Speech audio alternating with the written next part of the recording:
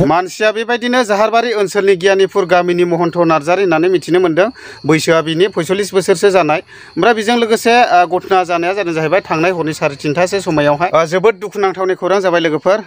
बयनिसिमबो गोजोननाय जासिहरनाय थाबाय। दायो आं नोंथांमोननि गेजेराव मोननैसो आपडेट भिडिअ लाना फैदों।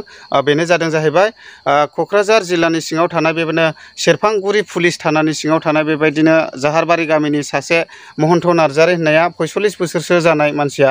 ओमफ्राय बियो बेबायदिनो हाग्रायावहाय आङो नुदों भिडिअ फुटेजफ्राव दंफां लायदोंमोन जानांगौमोन मानसिया। ओमफ्राय दा बेखौहाय बेबायदिनो हाग्रा बिफाननि मानसिफ्रा इनकाउन्टार खालामदों आरो। दा आङो बेखौहाय ओरैबायदि दुखु मोनदों। मानसिखौहाय दाय मोनबाय होनब्ला बेबायदि इनकाउन्टार खालामनांगौ बे नङामोन। दा मानसिखौहाय होसोनानै हममोन, बेखौ आयेन बायदि साजा होमोन, जेलाव हरमोन। मानो बेबायदि डाइरेक्ट इनकाउन्टार खालामनांगौ? दा ओरैबायदि दुखुनांथावनि बाथ्रा आरोखि। मानसिखौ मोनब्लानो बे गावथारनांगौ बे नङा। खमसे खम बेखौहाय जेलाव हरनांगौ, बेखौहाय होजोंहाय आयेन आरो आदालतआ सायगौमोन। मानो बेबायदि डाइरेक्ट इनकाउन्टार खालामनांगौ? ओरैबायदि दुखुनांथावनि बाथ्रा।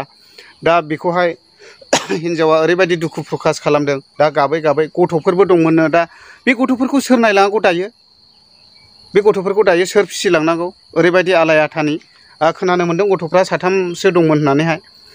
दा ओरैबायदि दुखुनांथावनि बाथ्रा, गावनि उदैनि थाखाय जेनेबा बियो जेनेबा ओरैबायदि परिश्रम खालामनानै दुखु खस्थ' खालामनानैहाय बियो बेबायदिनो मावदोंमोन जानांगौ। नाथायब्ला बेखौहाय जेनेबा आयेन बेरेखा खामानि मावदों हिसाबैहाय नुबाय, जेनेबा बेखौहाय हमनानै बेबायदिनो जेलफ्राव हरमोन, आयेन बायदि साजा होमोन।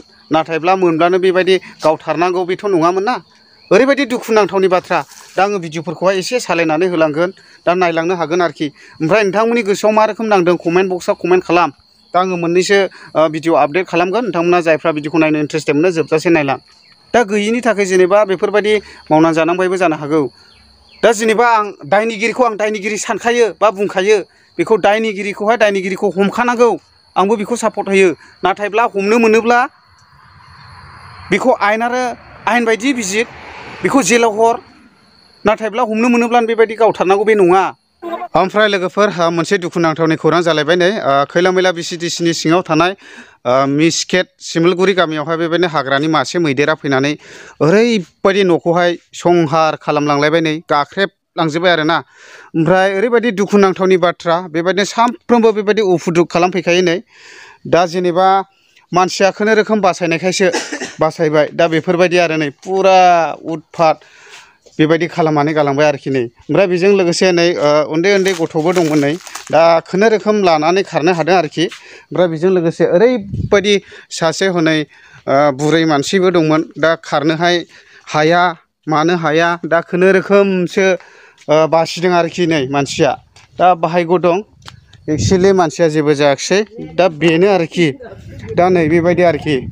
ओमफ्राय नैबे न'खौहाय जेबो आवलायाखिसै आरो, जेनेबा हास्लाबाखिसै आवलायनोहाय। दा बेबायदि ओंखाम संग्राखौ बेबायदि खालामजोबदों आरो। ओमफ्राय खैथासो समावथ' फैदोंमोन मैदेरा? 3था हरनि। औ 3था। माबेसेमोन? मासेल'। औ। ओमफ्राय बोरै खारग'खो जेनेबा मानसिया बे ट्रेक्टरखौ नारनायावहाय थाल मोननानै ओरै खारनदों। बे ट्रेक्टरखौबो नारबावदों मैदेरा? ट्रेक्टरखौबो। आइया। साइकेल सोनानै दोनदोंमोन ना न'आखौबो, न'जों जाबजों गाख्रेबलांबाय साइकेलखौ।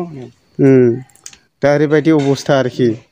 दा नै न'आ संहार खालामजोब्बाय आरोखि। दा बेबायदिनो हाग्रानि मैदेरा सानफ्रोमबो फैनानै गामि ओनसोलाव हाबनानै बेबायदि न' सिफायनानै होफैबाय थायो आरोखि। दुखुनांथावनि बाथ्रा। दा बेफोरबायदि आरोखि। कारेन्ट थारखौबो बस'लांबाय, सिफायबाय दंमोन। बे कारेन्ट थारखौबो बस'दों ने? सौदावनानै ए बस'लांजोब्बाय। नै बेबायदि आरोखि नै। ओमफ्राय गथ' गथाय लानानैहाय खारबाय नोंसोर? बैसिनाव थाहैदों, गुमै मोननाव थाहैदों खारनानै। खुनुरोखोम ने? औ। दे।